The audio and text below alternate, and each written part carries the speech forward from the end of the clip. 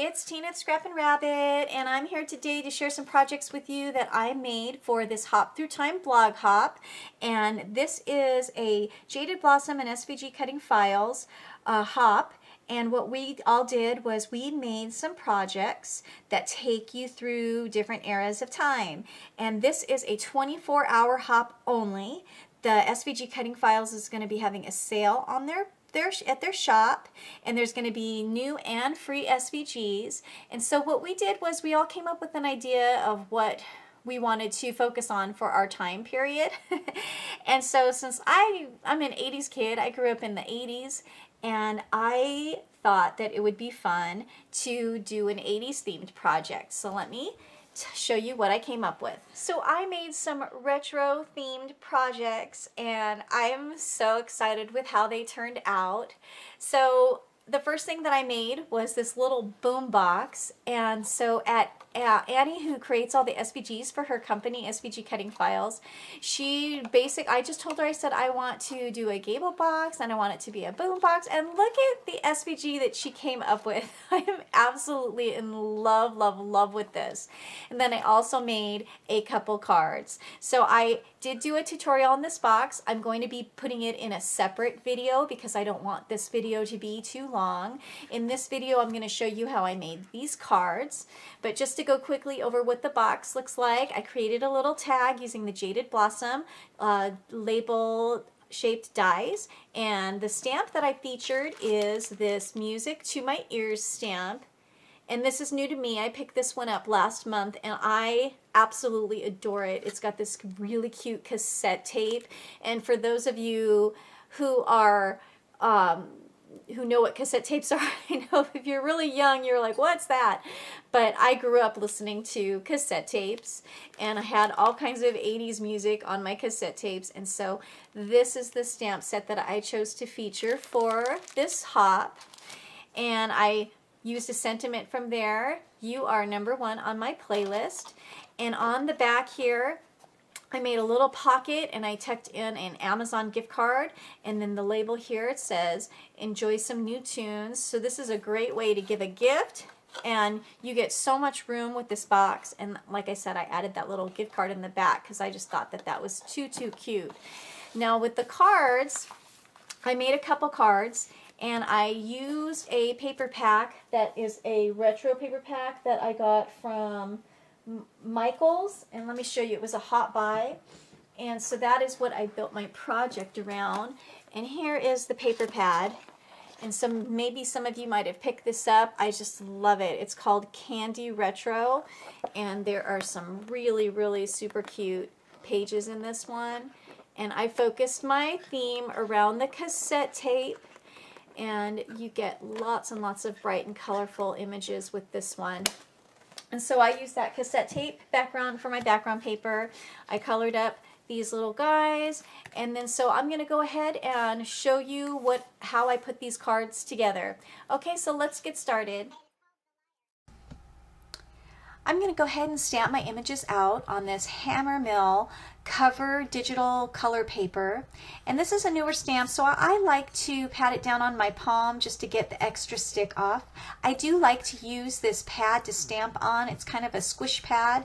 I did cut it down. It is really a lot larger. I'm going to use the VersaFine Onyx Black ink for my images. For those of you who watch my videos, you know that I like to stamp, emboss, and color my images with Copic markers. And I do give it a nice little even press and rub my fingers along the edges, but the VersaFine Black ink really stamps beautifully. It is definitely one of my most favorite inks to work with.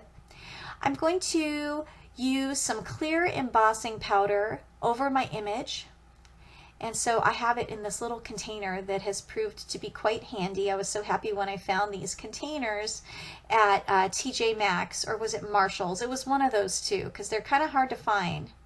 So once I have them stamped and embossed, I'm going to go ahead and put my heat tool over it so that it gets nice and dry and ready to color with my Copics. I'm going to start using my tonal grays, and I go with the darker shade right here, which is the T3, and I kind of go around as an outline, and then I'm going to work my way in towards the center with the lightest color being in the center. And these grays will work really well together for blending. I just absolutely love this set of grays. These are one of my newer color picks that I got for my Copics. So now I have, I think I have almost all the different grays to work with and play with. But I'm just kind of coloring in, outwards in, blending in towards the center, getting those darker shades to blend with the lighter ones. And then once I have that area there colored up, I'm going to color in the little holes and the screws, and I'm going to use the darker grays, the T7, and then go dark to light, T7, T5 to the T3 to kind of give it a little bit of shading.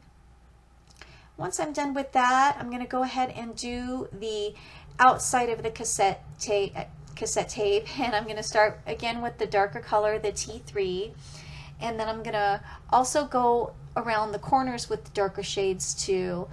And I'm going to go outwards to the inward, outwards working in, and the darkest to the lightest. And so as I work my T1, I'm blending out that darker line of the T3. And then last I will come in with my T0 to blend all of that out and to work the dark areas towards the center of the cassette tape. These images are really, really fun to color. I love that little kawaii face. Once I get those outer areas done, I'm going to need to color in those little screws in the corner, and then I'm still trying to figure out the colors that I'm going to use for the center area of the cassette. So just like previously, I'm going to do the dark going in, T7, T5, T3, and this time I blended it out with the T1. Now that I'm going to start working in some color, I'm going to start with the darkest. I want to do those stripes a little bit darker than the rest, and so I'm going to go in with the BG23, and I'm going to blend it in towards the center so that it's darker towards the edges and lighter towards the center. I'm using the BG11 around the edges, and then I'm going to go in with the BG10. I think I'm actually using the BG10. Now I'm going to go in with the darker BG11 so the edges are a little bit darker, and then I'll blend towards the center because I do want the center to be the highlight area. And I really like these shades. These really coordinated well with the paper that I chose for my card. So again, I'm just blending in the BG10. I'm coloring in with the BG10, and I'm going to use the darker BG11 around the edges, and then I'll blend towards the center again with the BG10, wanting that center area to be the lightest. Once I get that all done, I'm going to color the tongue, and I'm going to use the R12 and the R5. The R12 will blend out that R5 so that it's not so harsh, and then I'll go back in with the darker color to give it a little bit of pop. Once that is blended out, I'm going to do the cheeks, and I'm going to use R32 and R30, going dark to light again, and then adding a little bit more of the dark to get it to pop a little bit. And I decided I'm going to leave the face and that inner stripe white, so I clean it up a little bit with my blender, my colorless blender. I'm going to touch in those stripes because I want them to be a little bit darker. So I'm going back over and adding another layer of color and blending it out. And once I feel like it pops enough to give a little bit of a contrast, blend out the harsh lines. I'm going to add some sparkle, and so I'm going to use my Spectrum Noir sparkle marker, clear sparkle marker, and I'm just going to color it in, adding a little bit of sparkle to the face and that inside stripe. And then I'll go ahead and I'll fussy cut my image out. Sometimes I find it's easier to fussy cut, but when I have a lot of images, I will definitely use my scan and cut. Once I have my image all nice and trimmed, it's going to be time to start cutting out the layers. Now I did use my Big Shot to cut out all the layers, but I didn't film all of that. So in the end, I have my white cardstock for my base, the layers for the inside of the card, and the outside layers. And I have a couple banners cut out that I'm going to add sentiments to. And once I get those stamped, I'm going to go ahead and emboss. With the black paper, it's always good to use that little static tool so that the powder only sticks to the Versamark, because otherwise when you're using a white embossing powder, it will stick all over the place, and on black paper that's not a good thing. I'm going to add a little music note there to my sentiments because I just think that music note is just so cute. Once I have that stamped, I'm going to add some Ultra Detail white embossing powder to my little banner sentiments. I'll sprinkle that on there and I will shake off the excess, and sometimes I tap it with a paintbrush, and I keep a paintbrush handy too just so that I can flick off any stray embossing powder that I don't want to emboss on there and leave white spots on my sentiment banner. I'm going to use my heat tool and go ahead and heat emboss that up so that it's nice and ready to go on my card. Now it's time to adhere the layers, and I'm going to use my ATG gun. And I take my time to center my panels to try to get them as straight as possible. Some days that's easier than others.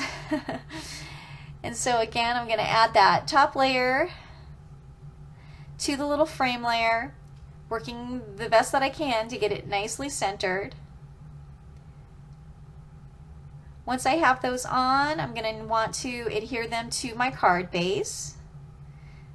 So I made one card vertical, and then I made another one horizontal. I figured now I'm going to try to do 2 cards at a time instead of the 1. It takes us just about as much time to do 2 as it does to make 1. I'm going to go ahead and add these color strips of paper. I did use the Jaded Blossom card mat dies to cut these out. And I love that way that one sheet kind of has that sparkle on there. I'm going to use some foam double-sided tape to pop up the cassette as well as the banner. And since that background paper is so busy, I didn't feel like I needed to add anything else. This is me being very brave with pattern paper, by the way. It's really hard for me to combine patterns because I always feel like it's so busy. But I think that this works with this particular image and the theme of the card. I'm going to add the foam tape to that last piece, and then I'll go ahead and peel off the tape so that I can get it all adhered. Now I'm just going to adhere the inside panels, and I didn't stamp sentiment yet because I wasn't sure which sentiment I wanted to use.